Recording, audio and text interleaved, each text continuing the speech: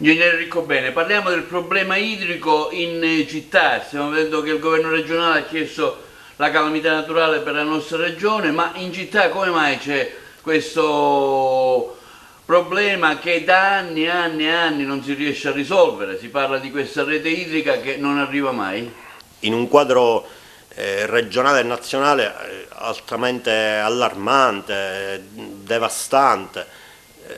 Se ci concentriamo sulla questione cittadina, secondo me dovremmo essere ancora più allarmati, perché il principale dei finanziamenti per la principale delle infrastrutture che serve ad Agrigento non si sa dove è finito.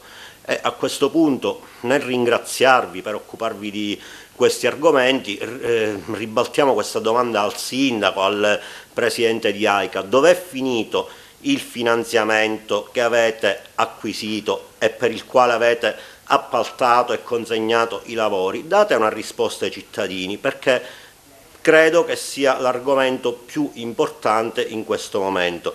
Se è vero come è vero che è il principale finanziamento, e se è vero come è vero che l'attuale rete idrica disperde oltre il 50% o il 60% d'acqua, quindi la realizzazione di una nuova rete idrica raddoppierebbe la quantità d'acqua disponibile per le persone.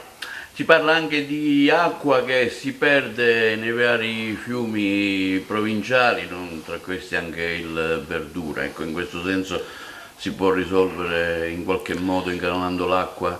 Io l'altro giorno ho sentito dalla vostra emittente, ma credo anche su altre emittenti, un'intervista che era rammaricato perché l'acqua del Verdura finiva in mare, ma l'acqua dei fiumi normalmente finisce in mare, quindi diciamo che ogni tipo di sbarramento, ogni tipo di opera idraulica presuppone comunque non sottrarre il deflusso minimo vitale perché al fiume su cui si realizza.